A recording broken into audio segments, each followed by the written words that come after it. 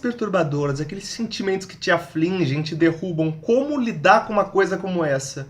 Bom, eu tava voltando da academia hoje, ouvindo um podcast, eu lembrei de muita coisa, muitas anotações que eu tinha feito em relação ao tema, questionamentos e como você resolve esses sentimentos que tipo te derrubam, uma raiva muito grande, inveja, coisas que te fazem sofrer. Livros de autoajuda? Acho que, bom, se livros de autoajuda funcionassem, não sairia 100 por ano. Você leria um e resolveria seus problemas. É que nem dieta, toda semana tem uma nova. Se alguma delas funcionasse, eu não ia precisar da mais nova, porra. Toda hora tem alguma coisa nova. Não, dieta da berinjela, dieta da abobrinha são todas. Dieta, toda comida imaginável já engordou e já emagreceu, segundo alguma nova pesquisa. Esses cientistas são mais indecisos do que qualquer coisa. Simplesmente não é que livros de autoajuda não funcionem. Eles funcionam, mas eles têm um uso muito específico. Eles funcionam para alguma coisa. Alguns pontos não se sustentam a longo prazo, não dá para aplicar ele em todos os pontos da sua vida. As coisas não são tão simples. Por mais que a gente queira uma solução simples, a gente não vai ouvir um vídeo no YouTube, nem esse, ouvir uma palestrinha no TED e ter um problema para todas as nossas soluções. Tipo, sem querer realmente analisar as coisas mais de uma forma estrutural, tipo, investigar, afundar nas questões, sentir, aprofundar na nossa percepção dos nossos sentimentos para tentar entender melhor como essas coisas funcionam, o que afeta a gente mais, o que afeta menos. Que não adianta querer pegar uma solução e aplicar sem nunca questionar mais profundamente a causa daquilo, por que ele te afeta tanto, perceber o que te pega mais. Porque tem pessoas que para uma coisa são de boa, mas para outras são. Tem muito problema com raiva, com inveja. Tem coisas diferentes. E a questão é não tentar controlar isso. Porque se você tem problema, ter os sentimentos não é o pior. O pior é você ter um sentimento ruim e depois ter um sentimento ruim em relação a esse relacionamento, esse sentimento ruim. É tipo uma raiva da raiva. Você tá com raiva pelo fato de você estar com raiva. Se não bastasse o sentimento em si, nasce um outro sentimento sobre o sentimento. Caralho, isso ficou confuso, né? Mas eu espero que faça sentido. Tipo quando você tem um medo. Por incrível que pareça, a solução... Tentar fugir do medo é uma péssima ideia, porque você não tá fugindo. Só tá empurrando ele para debaixo do tapete. Tentar fugir do medo, tipo, negligenciar sentimentos é o que leva a coisas como o massacre de Columbine. Então, não é uma coisa boa guardar sentimentos. Essa porra são uma bomba relógio. Inevitavelmente vai dar merda. Se você sente medo, você precisa entrar no medo. Por incrível que pareça, é como se está vendo um tsunami. As pessoas que vão e se jogam nele não morrem afogadas. Se você pula numa onda, ela não te derruba. Quando você penetra nela, você vê um medo e entra nele. Não foge dele, não se... Agora você analisa ele, simplesmente observa pra ele e pensa, é isso, eu tô com isso. Não adianta ficar assim, ai não, eu não devia estar com medo. Esse não devia é a pior coisa. Não devia o quê? O que isso ajuda? Você tá piorando, você tem um sentimento ruim, que na verdade é ruim porque você julga como ruim. O medo é uma reação física, é um sentimento, mas a partir do momento que você etiqueta ele e fala, isso é medo, você está qualificando ele como uma coisa negativa, dando uma conotação negativa. Você está aplicando o medo no medo. E coisas ruins, o medo não é tão ruim. O medo é o que impede da gente se jogar pela janela, fazer coisas perigosas. É o que impede que a gente se mate todos os dias. É um sistema de defesa. Claro que muitas vezes ele é infundado. A gente tem medo de coisas que a gente absolutamente não devia ter. Qual que é o sentido de ter medo de muita coisa? Rejeição, esse tipo de coisa. Ser bloqueado, xingado na internet. Ai, que horrível, meu Deus.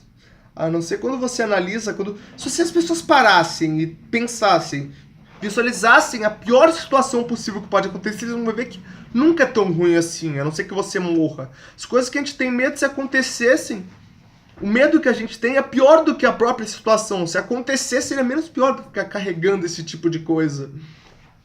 Muitos medos são infundados. É tipo a história budista de uma pessoa que viu uma cobra no canto de uma sala, daí quando fui ver, depois de dias de medo, era um pedaço de corda, e por causa da iluminação parecia uma cobra. O medo nem era justificável. Eu já tive situações da vida que eu tinha medo de alguma sombra, alguma coisa, e quando eu fui ver, na verdade nem era nem sequer o que eu achava que era. É incrível, porque as pessoas, ninguém acha que você vai nascer sabendo tocar piano, jogando futebol, fazendo uma coisa. As pessoas acham que vão nascer com controle sobre as nossas emoções. A gente acredita que já tem coisas, já nasce com coisas que elas não precisam ser treinadas, o que é absurdo. Tudo precisa ser treinado, compaixão, sabedoria, capacidade de raciocínio, são coisas que a gente acha que vão vir de brinde, mas não. São dons que são dons, mas também precisam ser desenvolvidos.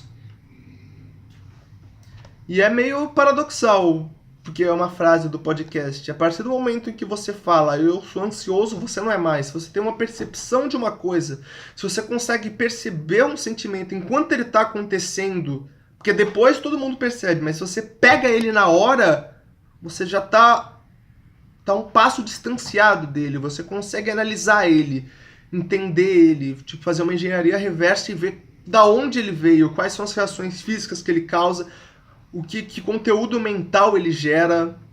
Conseguindo analisar isso é essencial, perceber, porque você não vai destruir o medo nunca, você não vai deixar de sentir medo. Você precisa do medo para ser corajoso. O único jeito de ser corajoso é fazer uma coisa mesmo estando com medo. Então o medo nunca vai sair da sua vida, mas a questão é se ele vai te paralisar ou não, a importância que você dá para esse tipo de coisa.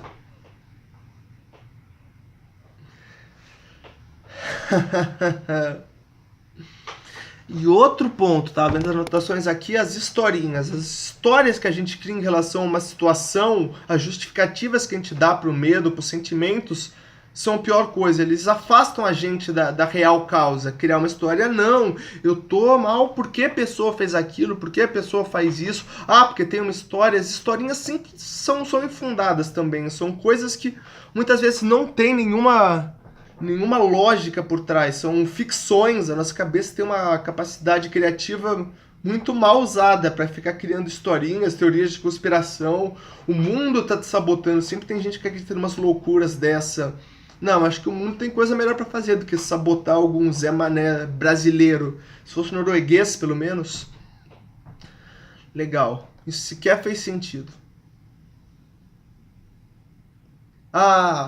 Botões. Falaram uma coisa muito, muito curiosa. As pessoas apertam nossos botões. A gente tem o sentimento já, a gente tem uma raiva e as pessoas só ativam ela. É uma coisa que tá na gente, tá na nossa personalidade. Elas só são um catalisador disso. E que nem a alegria, o amor, qualquer essas coisas, as pessoas não causam isso na gente.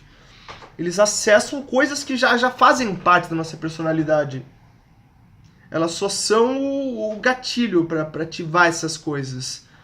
Então, esse é o problema. Não adianta querer resolver, porque se tem 8 bilhões de pessoas no mundo, uma pessoa te irrita, você corta contato com ela, daí chega outra pessoa, vai te irritar também. O que adianta você ficar com essa porra fazendo esse tipo de coisa, só afastando as pessoas? As pessoas querem mudar o mundo, mas não querem mudar a si mesmo, não querem melhorar. Porque não adianta vocês expulsar as pessoas se vão chegar outras pessoas. Se o problema tá em você, se a pessoa consegue te ativar tão facilmente, qualquer pessoa vai conseguir. Então não vai adiantar querer resolver o mundo de fora para dentro, é de dentro para fora. Você resolve, você melhora a sua resiliência, a sua capacidade de resistir aos problemas do mundo, em vez de querer mudar o mundo. Esse é o problema. Querer mudar o mundo antes de mudar a si mesmo, porra. Que eu falei, como se fosse possível mudar o mundo, sendo que tem pessoas nascendo e morrendo todo dia, 8 bilhões de pessoas. Tipo, o mundo é uma vida é uma coisa tão enorme que acho que você não vai ter controle sobre nada. Você não pode controlar situações, só a sua relação, só a sua reação em relação a essas situações. Outra anotação: ciúme, desprezo, inveja não tem a ver com o outro. A insegurança, uma falta nossa projetada nos outros. Caralho, isso é muita verdade. Porque a gente sempre precisa achar uma pessoa para personificar esses sentimentos, mas a inveja, o que você sente não é em relação a uma pessoa, você se sente incapaz, insuficiente, você vendo outra pessoa se projeta, não, eu não sou tão bom quanto essa pessoa. Você acha só recipientes para projetar essa sua coisa que é com você mesmo, você não se sente bom o suficiente e projeta nas outras pessoas. E outra coisa, expressão ou supressão são ruins. Deixa eu explicar. É tipo, Se você tá com raiva, você vai lá e soca uma pessoa, isso é ruim. Mas se você não soca a pessoa, mas fica o dia inteiro pensando, nossa, que raiva essa pessoa é, às vezes semanas é tão ruim, se bobear é até pior. Se você desse um soco na pessoa, pelo menos você não ia ficar pensando nisso depois, ficar carregando esses sentimentos. Porque as pessoas acham que, tipo, ficar engolindo sapo é uma coisa boa. Não é. Se você conseguir, tipo, simplesmente ignorar e não pensar mais, tudo bem. Mas às vezes você ficar carregando energeticamente por muito tempo esse tipo de coisa na sua cabeça. Esse tipo de sentimento que absolutamente não dá certo. Ficar carregando negatividade, ódio, às vezes é muito mais... Nossa, não vou falar isso não. Eu vou falar, às vezes vale mais a pena você dar um soco numa pessoa e a raiva passar do que ficar carregando. Mas o ideal é nem dar um soco, nem carregar a raiva. É simplesmente você sentir a raiva, analisar ela, mas não dar uma importância pra ela. Falar, eu senti isso. Que pena, também não ficar se arrependendo, se sentindo culpado por sentir raiva, porque é natural, mas não ser levado por ela, não deixar ela levar a sua personalidade. Levar, tipo, levar sua alma junto. E era isso, essas foram as anotações desse podcast. 11 minutos.